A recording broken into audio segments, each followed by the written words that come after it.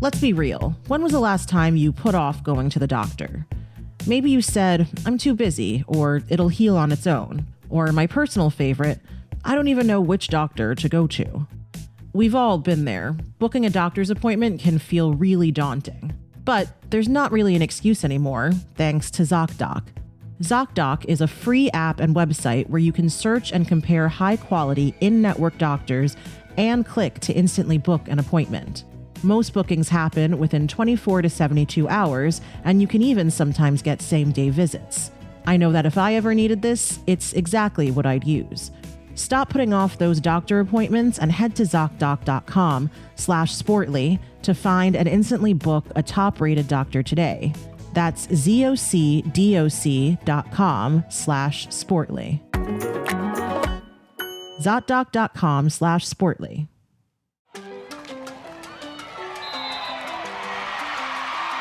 When you think of a field hockey player, what do you see? A curved stick? A small ball? A pair of cleats pounding the turf? A jersey drenched in sweat? Maybe even a skirt? Maybe even a whole team of girls sprinting, passing, scoring.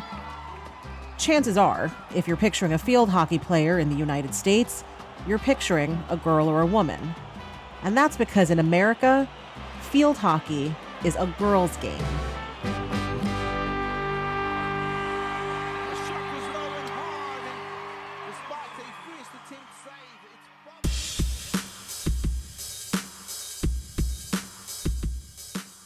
Hi everyone, this is Kavitha Davidson, and welcome back to another episode of Sportly. Each week we discuss lesser-known sports history, iconic events, notable athletes, and impactful moments on and off the field. Moments that, all too often, fall to the sidelines of history. Today, we'll be diving into the world of women's athletics with a sport that has played a critical role in the history and development of women's sports in the United States: field hockey. While popularly played by both men and women in countries like India, Pakistan, Argentina, China, and the Netherlands, in the US, field hockey is almost entirely a women's game. In fact, without this very sport, women's competitive athletics might not be where it is today.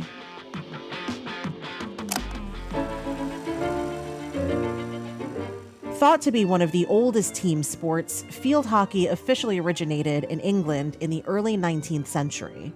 No singular figure is credited with its invention, but rather through the collective efforts of a handful of clubs and organizations in England, the game gradually developed and evolved into the sport we know today. The first formal field hockey club, the Blackheath Hockey Club, was established in London in 1861, and the sport quickly gained popularity. By the late 19th century, it had spread to numerous other countries, including India, Australia, and the Netherlands. At the time, the game was played primarily, if not solely, by men, but that wouldn't be the case for long.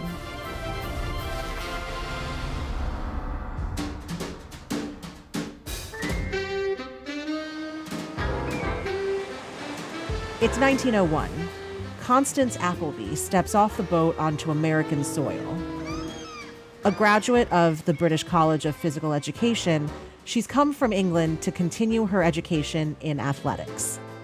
She arrives at Harvard Summer School hoping to take rigorous courses in women's physical education. Instead, she finds musical chairs? Yeah, you heard that correctly. Musical chairs.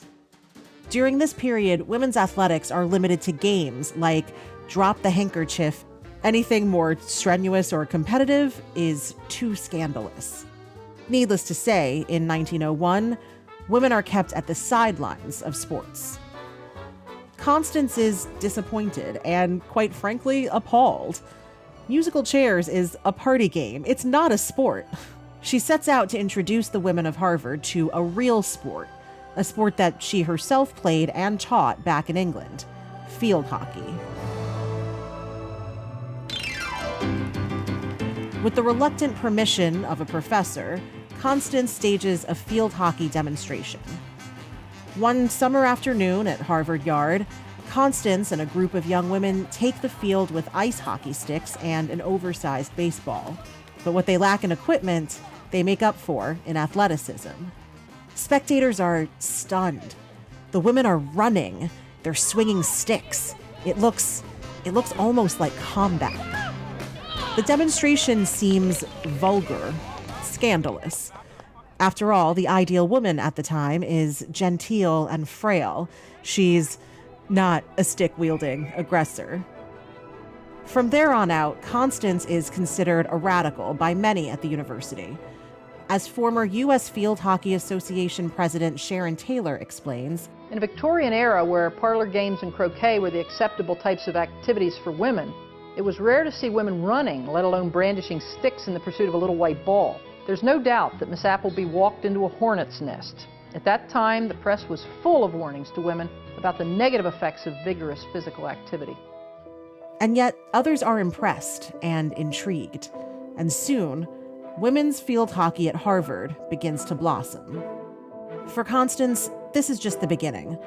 With passion and persistence, she sets off on a tour of women's colleges across the Northeast: Vassar, Smith, Wellesley, Mount Holyoke, and Bryn Mawr. Everywhere she goes, she finds students hungry for more than simple party games. They want movement, they want strategy, they want competition.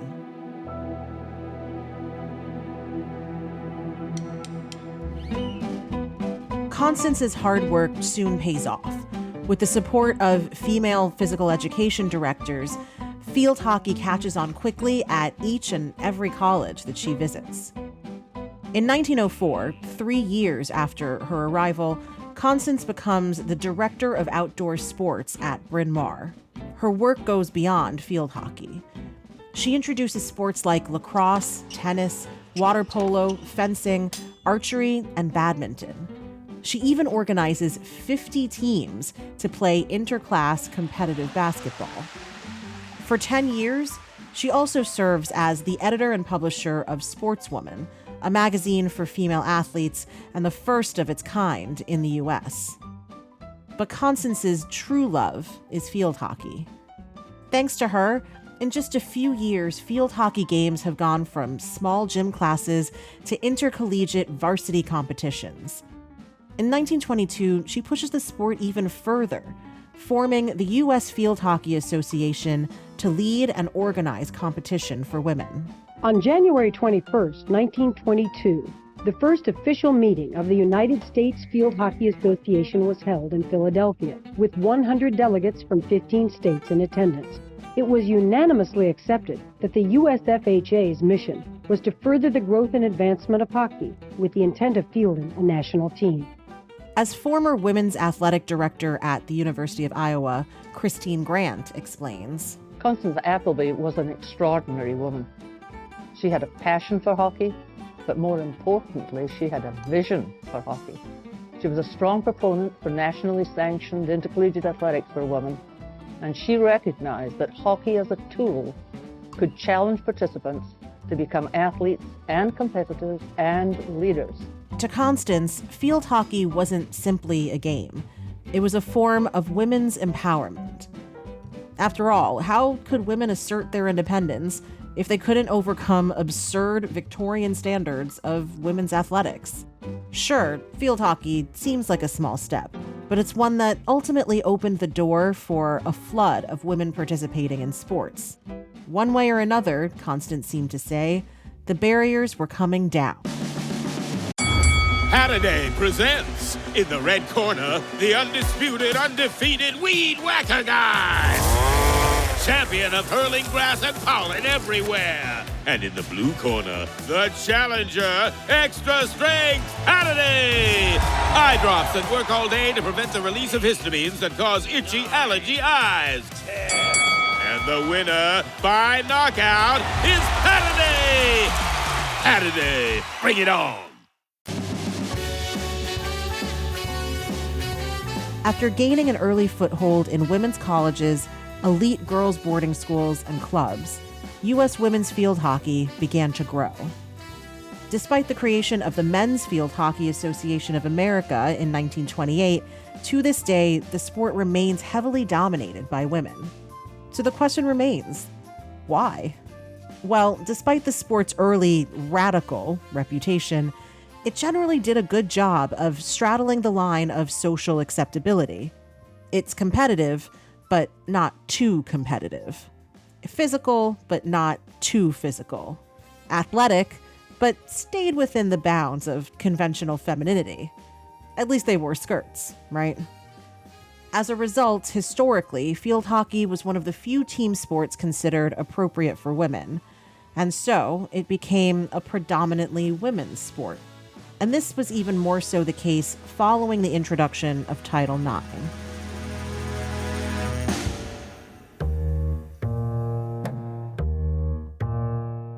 Title IX of the Education Amendments of 1972 ensures equal opportunity in education for both men and women. Now, this applies to all areas of education, but perhaps the most known and visible application of the law is toward equality in sports. Educational institutions that receive federal funds are required to provide just as much athletic opportunity to women as they do to men. And this is assessed through what's called a total program comparison. This means that the number of female athletes should be roughly equivalent to the number of male athletes, and the same goes for the amount of athletic funding. This has had an interesting impact on field hockey. Women's college field hockey is frequently used to offset the large number of men who play college football. Because the roster size of a football team is so large, schools often have more women's teams with smaller rosters to even out the total number of scholarships awarded to men and women athletes. In 2025, schools are allowed to award 105 scholarships to football players, while a field hockey team has a maximum of 27 players on the roster. Schools have to make decisions between which teams are varsity in order to keep the number of scholarships awarded even between men and women. So it often doesn't make sense for schools to carry both a men's and a women's field hockey team because there would still be a disparity in the total number of players and scholarships. As a result, there are no men's varsity field hockey teams at NCAA member schools.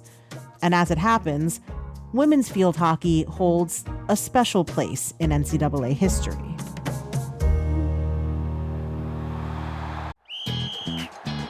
Hilton brings you new ways to stay, with experiences that let you capture the glory days. Introducing the Graduate Hotels. Each inspired by local college towns, these stays are always original and never boring. Get in touch with traditions all across the country and enjoy a stay that's a class above the rest. Book at Graduate Hotels with Hilton Honors Points at Hilton.com. It's a win-win. Hilton, for the stay. It's November 1981. Two teams step out onto the Memorial Stadium field at the University of Connecticut. UConn on one side, the University of Massachusetts on the other. The air is thick with tension, and the pressure is enormous. With nothing but a stick in their hands and a ball at their feet, the women carry the weight of history on their shoulders. The University of Massachusetts and the University of Connecticut meet for the first ever NCAA Women's Field Hockey Championship. And Robin, it should be some. In just 60 minutes, one of these teams will be crowned the first ever winner of an NCAA Women's Field Hockey Championship. In fact, this is the first championship game for any women's sport in NCAA history.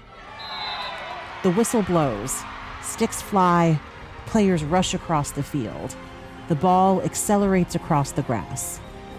In a shocking upset, the underdog UConn beats top-ranked UMass 4-1. The University of Connecticut defeats the University of Massachusetts by the score of 4-1 to win the first NCAA Division I Women's Championship. That day, field hockey found itself at the center of women's sports history. As two current UConn coaches explain, they really are in the foundations of women's athletics throughout the country. winning the first NCAA national championship for both UConn and NCAA women's sports is incredible. Those ladies will be traveling through history together for the rest of their lives. While maybe not the most popularly watched or discussed sport today, field hockey has played a unique role in propelling women's athletics forward. Led by figures like Constance Applebee, the sport has become a means of empowerment. And yet, field hockey might not be quite as universally empowering or accessible as we might like to think it is. The fact of the matter is that American field hockey has its roots in elite women's colleges and private schools. In other words, among the wealthy. In its early days, it catered primarily to middle and upper class white women, which has given the sport a somewhat elitist reputation.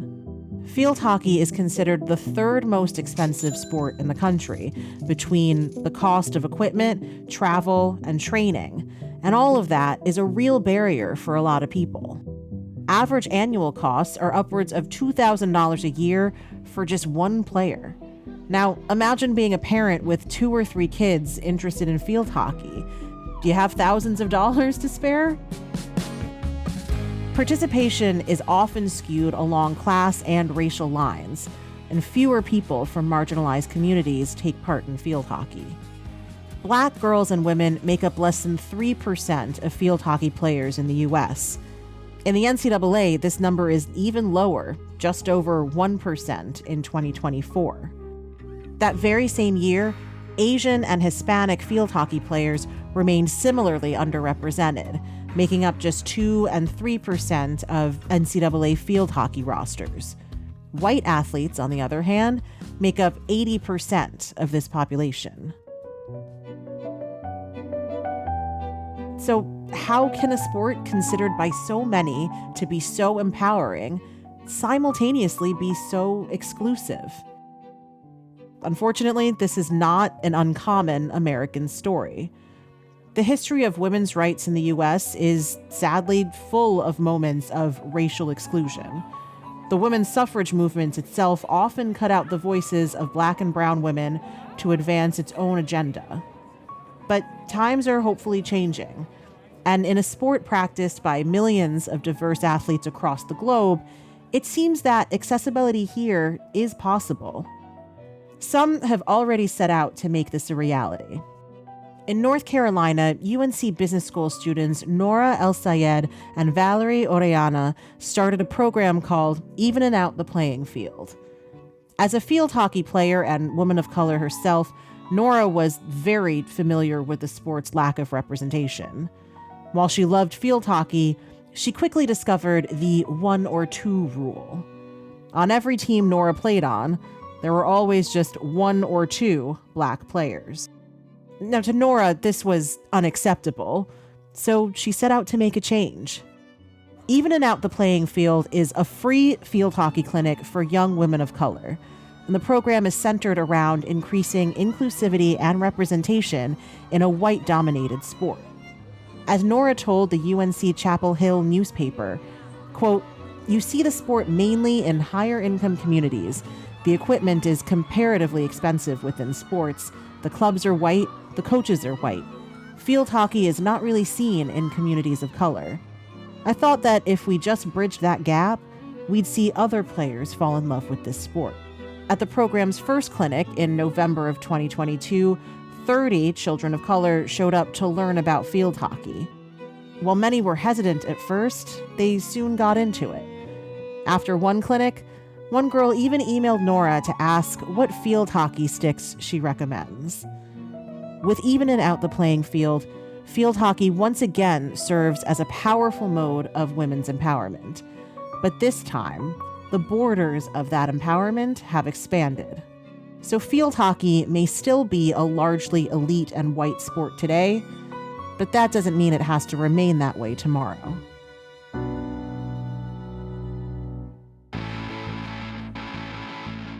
Thanks so much for tuning into Sportly. Tune in next week and every week after as we dive into another great story. And if you have thoughts or suggestions for a topic you'd like me to cover, I'd love to hear from you. Feel free to email me at kavitha@immigrantlypod.com. And if typing a long email isn't your thing, record and attach a voice memo to your email. Who knows? I could read or play it in one of the upcoming episodes. Sportly is an Immigrantly media production. This episode was produced by Sadia Khan, written by Emmanuel Monahan, research assistance by Suhasini Patni. Our sound designer and editor is Paroma Chakravarti. Our theme music was created by Simon Hutchinson. Other music by Epidemic Sound. Tune back in next week and every week after for more Sportly.